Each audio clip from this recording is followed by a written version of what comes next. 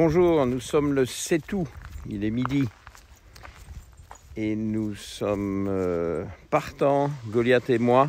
Vous allez entendre sa petite clochette, enfin c'est pas une clochette, ce sont ces petits médaillons qui signalent sa présence galopante et toujours très enthousiaste dans cette nouvelle balade que nous allons commencer ensemble pour aborder ce qui va constituer le 4e opus de cette saga thyroïdienne. Et j'ai annoncé la couleur la semaine dernière. J'ai bien promis, et d'ailleurs j'ai eu pas mal de demandes et là aussi j'ai fait des promesses à des internautes. J'ai donc décidé aujourd'hui de couvrir le thème des thyroïdectomie. Bon, et je le mets au pluriel parce qu'il y a tout un tas de cas de figure pour ces thyroïdectomies. Bon, donc un peu de généralité de médecine ici, de pathophysiologie et de problèmes que de nombreuses personnes rencontrent et qui se terminent par l'exérèse, l'ablation de la thyroïde qu'on appelle la thyroïdectomie, tout en précisant qu'il y a aussi des hémithyroïdectomies, c'est pas facile à dire, hémithyroïdectomie, donc ce qui constitue l'enlèvement d'une demi-glande et donc d'un lobe. Vous savez que la thyroïde est constituée de 2 lobes, c'est une petite glande d'une 30aine de grammes à la base du cou, qui se présente un peu comme une sorte de papillon en 3 dimensions avec 2 lobes, le gauche et le droit, qui font à peu près la taille d'une grosse noix de Grenoble. Et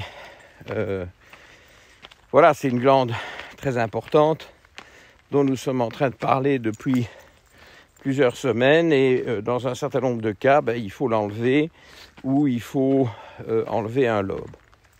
Alors, quels sont ces cas où on est amené à enlever cette glande pourtant précieuse? Évidemment, en tout premier lieu, il y a le cancer thyroïdien qui malheureusement pas si rare que ça, et il semblerait que sa fréquence s'accroît. Bon, c'est peut-être une illusion parce que cette fréquence accrue résulte peut-être d'une multiplication des détections plutôt qu'une augmentation de la fréquence des cas. Bon, je pense qu'il y a peut-être un peu des deux en fait. Et donc, il est évident qu'en cas de cancer thyroïdien, il importe d'enlever toute la glande. Et bon, ça ne se discute pas. Alors, la grande difficulté, c'est vraiment d'enlever tout parce que la glande thyroïde est traversée par des nerfs, des vaisseaux. C'est anatomiquement un endroit très compliqué. Et donc, les chirurgiens qui font ça doivent être très, très soigneux, très adroits. Et c'est très difficile d'enlever tout. Et donc, il reste souvent un peu de tissu thyroïdien, là où la dissection est difficile avec tous ces vaisseaux et nerfs qui sont dans le chemin. Alors, c'est quand même une notion importante à savoir. Bon, d'abord dans les cancers, parce qu'évidemment, ça pourrait être une source de récidive. Donc, ce sont évidemment des patients qui sont surveillés. Comme je l'ai dit dans l'opus 3, ce sont des patients qui sont substitués par des hormones thyroïdiennes de manière assez agressive, de façon à bien écraser toute velléité de production hormonale. Et c'est une précaution, une prévention vis-à-vis de récidive du cancer. Mais enfin bon, ça c'est pas tellement mon sujet. Évidemment pas ce genre de patient que je prends en charge, et donc j'ai une expérience limitée, mais voilà, ça c'est les principes que je pense tout médecin connaît. Maintenant, l'autre grand cas où on va vers la thyroïdectomie, c'est quand il y a une hyperthyroïdie grave, donc une surchauffe avec excès de production hormonale. Donc ce sont des cas où la TSH est écrasée, où les taux sanguins d'hormones thyroïdiennes sont élevés. Je vous montre Goliath en train de boire. Vous voyez le petit Goliath. Alors après il faut rattraper le coup ici. Voilà. Mais en fait je ne me suis pas cadré. Quand je fais ça, voilà. Le stabilisateur me suit beaucoup mieux. Donc, ces cas de... Alors, ça s'appelle la maladie de Basedow. Les anglo-saxons ont un autre nom, c'est la maladie de Graves. C'est la même chose. Hein, c'est deux médecins qui ont donné leur nom à la même problématique. Et donc, c'est une hyperactivité thyroïdienne d'origine auto-immune, donc c'est un petit peu, si vous voulez, l'inverse de la maladie d'Hashimoto qui va plutôt vers l'hypothyroïdie. C'est un peu la même maladie, hein, c'est de la thyroïdite auto-immune dans tous les cas de figure. Alors c'est là que ça commence à être intéressant à discuter, parce que dans les, on va appeler ça les Basedow, hein, puisque nous sommes dans l'univers francophone, dans les Basedow, donc dans les hyperthyroïdies auto-immunes, je trouve que certains endocrinologues, certains chirurgiens posent un peu trop vite l'indication de thyroïdectomie. Moi, je n'aime pas beaucoup ça parce que, bon, vous savez, une fois que la thyroïde est enlevée, il n'y a personne qui va vous la remettre. Okay ? Donc, comme pour toute décision irréversible, il faut y réfléchir à 2 fois. Et je trouve qu'il n'y a jamais totalement le feu, parce qu'on a 2 types de médicaments qui peuvent quand même un peu freiner cette hyperactivité thyroïdienne, pas toujours de manière optimale. Ce sont les médicaments aussi qui ont des effets secondaires, c'est le propylthiouracil et le carbimazole. Quand un donne des effets secondaires, on peut toujours essayer l'autre. Bon, c'est pas que j'adore ces médicaments-là, qui sont quand même assez toxiques. Il y a notamment une toxicité hépatique qu'il faut absolument aller vérifier régulièrement, faire des tests hépatiques de manière fréquente pour s'assurer qu'il n'y a pas de problème de ce côté-là. Et s'il y a une toxicité hépatique qui va en s'amplifiant, il faut passer à l'autre médicament. Et puis parfois, on est un peu à court de ressources parce que ces médicaments ne sont pas bien tolérés. Et alors là, bon, on est un peu devant une situation qui devient plus urgente parce que c'est très difficile à supporter. Une hyperthyroïdie mal maîtrisée, c'est extrêmement invalidant. Puis à la limite, ça peut être dangereux parce que on est en tachycardie, on perd du poids, on a la diarrhée, un excès de transpiration, de l'insomnie, et on peut vraiment être extrêmement fatigué, épuisé par tout ça. Enfin, bref, c'est un peu cauchemardesque, mais ça peut être atténué par le traitement médicamenteux en attendant que peut-être une approche de médecine fonctionnelle logique, basée évidemment sur une stratégie anti-auto-immunité, avec en priorité l'enlèvement total du gluten, immédiatement, tout de suite, dès qu'on a ce diagnostic. Et là, on a des résultats. Moi, j'ai à mon palmarès, si j'ose dire, c'est pas vraiment palmarès pour tout dire, mais enfin bon, il faut bien trouver un mot. Je dois avoir une dizaine de Basedow assez agressifs, assez invalidants, qui étaient destinés à la... mais je vais vous montrer Goliath. Qui étaient destinés... Si j'y arrive, c'est jamais facile tout ça. Voilà. Voilà le petit Goliath. Il est mignon, hein. Et puis j'aime bien le bruit, hein. Ça fait c'est le compagnon des promenades, voilà, très important. Et donc ce ces traitements qui visent à soigner la cause et pas la conséquence. Parce que quand on enlève une thyroïde qui est en pleine hyperactivité, on soigne la conséquence, mais on ne soigne pas la cause. Et soit dit en passant, s'il y a un terrain auto-immun, l'auto-immunité peut très bien s'attaquer à un autre organe. Oui, il faut toujours soigner la cause. Hein. Bon, je me tue à vous le dire, mais apparemment, il y en a beaucoup qui ne font pas ça. Bon.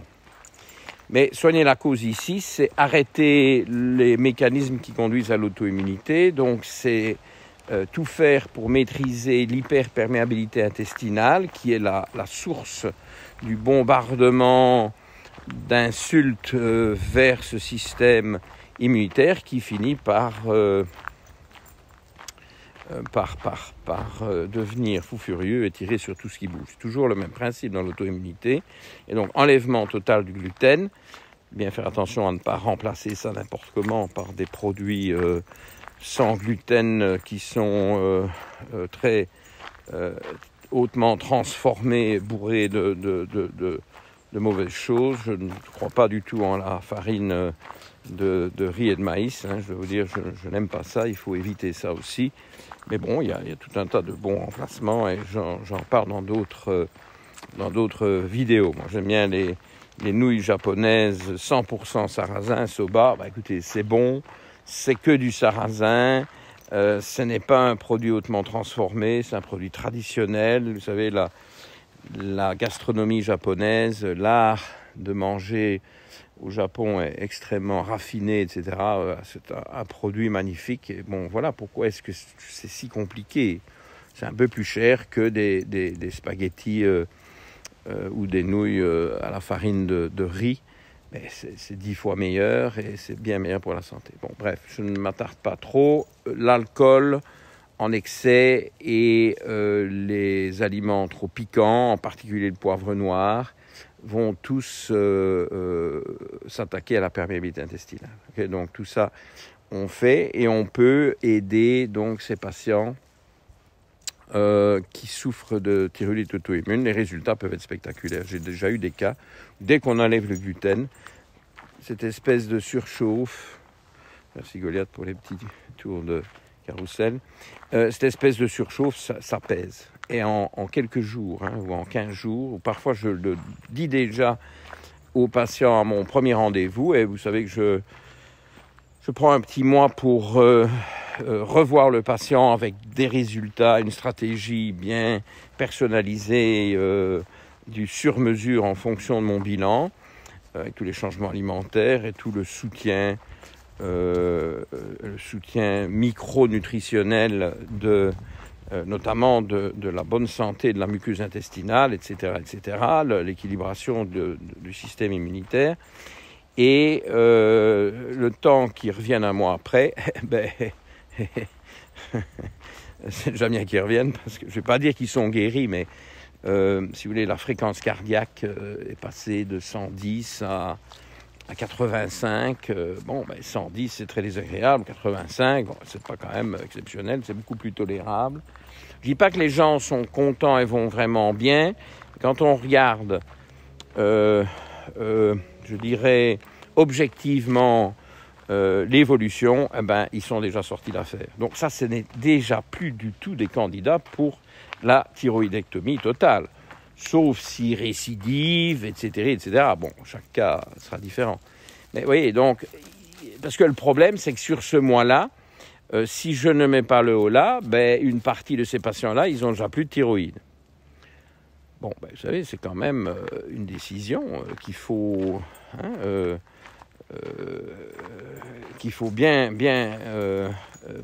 peser le pour et le contre. Et un peu dans le même état d'esprit, j'ai eu un coup de fil récemment d'un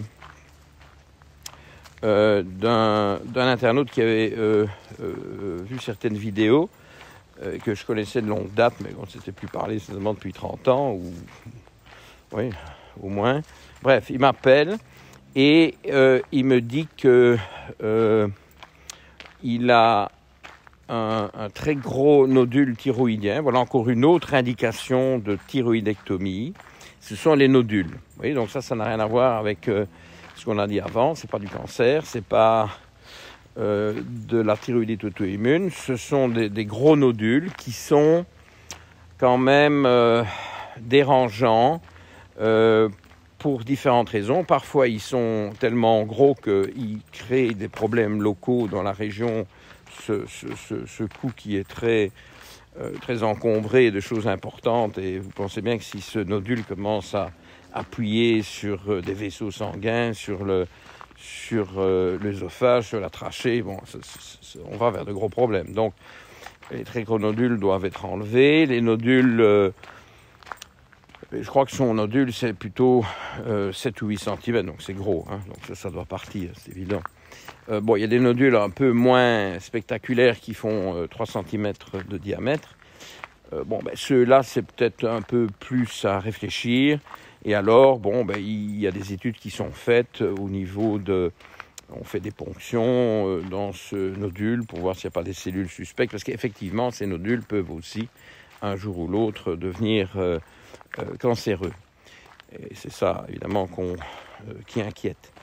Mais bon, de là à sauter sur tous les nodules de 3 cm, il y a une marge. Donc, il faut voir au cas par cas, et notamment les analyses des tissus prélevés lors des ponctions, à aiguille fine, comme on les appelle, va orienter plutôt dans un sens de se rassurer ou plutôt dans un sens de s'inquiéter, et donc forcément on garde ou on enlève. Mais pour revenir au cas en question, lui avec son gros nodule de 7 cm, on enlève. Ça, c'est 100% d'accord avec ça, ça ne se discute pas trop, même si le nodule a l'air sain, mais bénin, mais c'est trop gros. Mais alors, la question qui s'est posée avec lui, mais c'est un peu du même, c'est pour ça que j'y pense maintenant dans mon exposé. La question qui se pose, c'est le choix de ce qu'on enlève. Et alors, bizarrement, ce patient a pris 2 avis. Le premier avis d'une plus jeune endocrinologue, c'était d'enlever le lobe dans lequel il y a ce très gros nodule et de laisser l'autre, parce que l'autre, il est sain, il n'y a pas de nodule. Bon, moi je suis d'accord avec ça. Eh bien non, il s'est dit, je vais quand même aller prendre un deuxième avis. Il a vu un médecin plus, je dirais, qui a plus d'ancienneté, qui est prof, je ne sais pas exactement. Il ne m'a pas dit de nom, hein, je parle ici de manière générale, qui lui voulait enlever toute la thyroïde. Bon.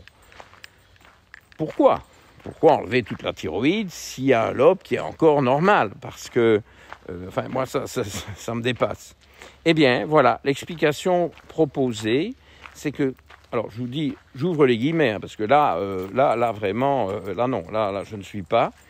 Quand on enlève toute la thyroïde, c'est beaucoup plus facile de remplacer parce qu'on trouve une dose de remplacement et ça y est. Ah.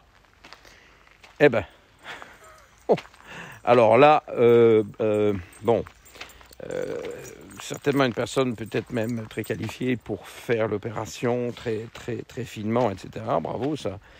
Je suis certainement admiratif devant ces qualités-là. Mais alors, prétendre qu'on va remplacer une glande thyroïde par un comprimé qui va faire la même chose, alors ça c'est une insulte au monde vivant. Enfin, je veux dire, soyons sérieux. Les besoins en hormones thyroïdiennes fluctuent sans arrêt en fonction de la saison, donc de la température, de l'activité, du stress.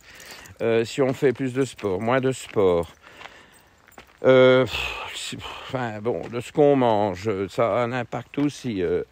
Il y a un milliard de trucs qui vont avoir un impact sur les besoins en hormones thyroïdiennes qui doivent donc constamment être ajustés.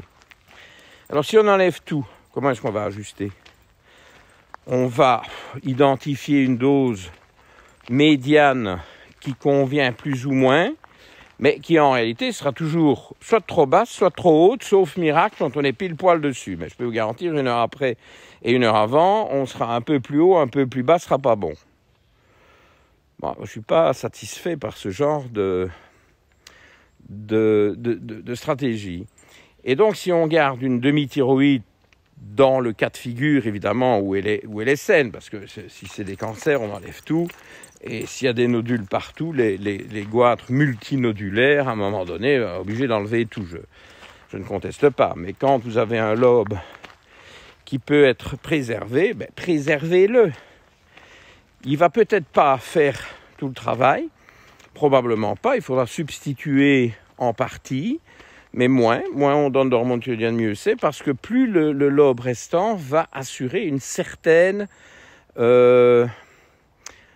ajustement, un certain réglage fin de par les mécanismes de rétrofeedback négatif. Ça, c'est tout le système hypothalamus, hypophyse, thyroïde, tout ça est en circuit fermé avec des rétrofeedbacks très efficaces. Et donc, grâce à ça, la demi-thyroïde va donner un peu plus, un peu moins, quand il faut un peu plus ou un peu moins. Souvent, il faudra quand même donner un coup de pouce, quoique, bon, c'est pas une règle absolue. Il y a des gens qui, avec une demi-thyroïde, fonctionnent.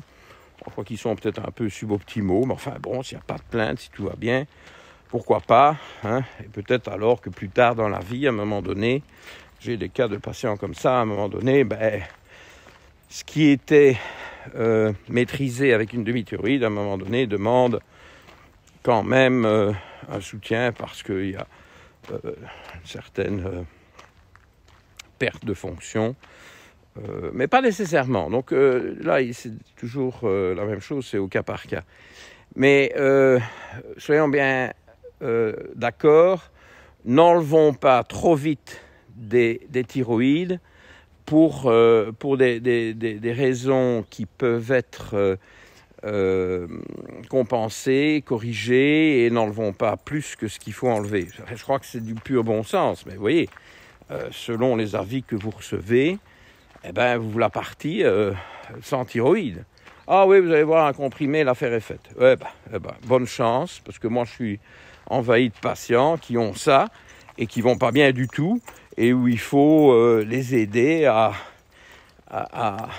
affiner le travail, toujours se rappeler qu'il y a un équilibre très important avec la fonction surrénalienne, donc parce qu'évidemment, si vos surrénales sont hors du coup, vous n'aurez jamais parvenir à équilibrer la fonction thyroïdienne non plus, etc. Enfin, ça, je vous renvoie à toutes les autres capsules. Donc, voilà, ça c'est les grandes lignes de ce que je voulais vous dire. Bon, il y a certaines choses que je dois ajouter, parce que quand j'ai embrayé sur le BESDO et donc sur la thyroïdite auto-immune en hyperactivité, ne nous méprenons pas, il faut être certain de son diagnostic. Bon, il y a des tests, hein. Il y a notamment les anticorps, les auto-anticorps antithyroïdiens stimulants, comme le TRAB, les anticorps anti-récepteurs à la TSH, qui dans ces cas-là sont souvent augmentés, et en particulier la TSI, la Thyroid Stimulating Immunoglobuline, qui va être augmentée dans les BESDO. Et puis bon, il y a les examens échographiques, scintigraphiques, tout ça doit être bien précisé. Il y a d'autres cas, je voudrais brièvement mentionner le fait qu'il y a d'autres cas qui conduisent aussi à l'hyperthyroïdie, donc il faut faire attention. Il y a un nodule chaud isolé, comme on appelle ça, qui est une espèce d'adénome bénin, mais qui sécrète un tas d'hormones. Mais alors là, il n'y a que cet adénome-là qui est fautif. Bon, là, en général, la sanction est aussi chirurgicale, mais l'adénome, il est forcément dans un des deux lobes. En général, il n'y en a qu'un, hein, c'est pas une multitude d'adénomes. C'est nodules chauds, hein, qui sécrètent des hormones.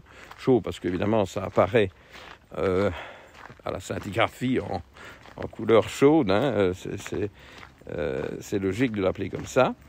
Et les autres dont je parlais tout à l'heure, qu'on enlève par peur de cancer, on les appelle souvent des nodules froids. Voyez.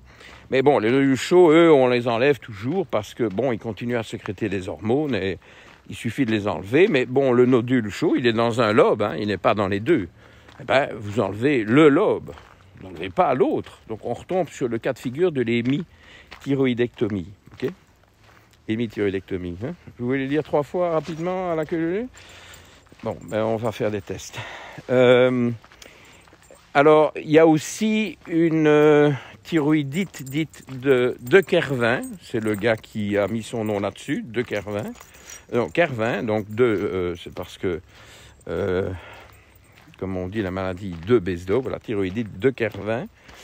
Et, quoi finalement, je ne sais plus, est-ce que le gars s'appelait Kervin ou de Kervin? Bon, ça, il faudra que je vérifie. Mais enfin, on voit ce qu'on veut dire. C'est une thyroïdite inflammatoire d'origine virale. Bon, nous y revoilà.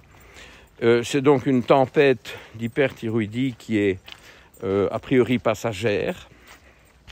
Donc là, bon, il ne faut absolument pas aller vers des sanctions de type chirurgical.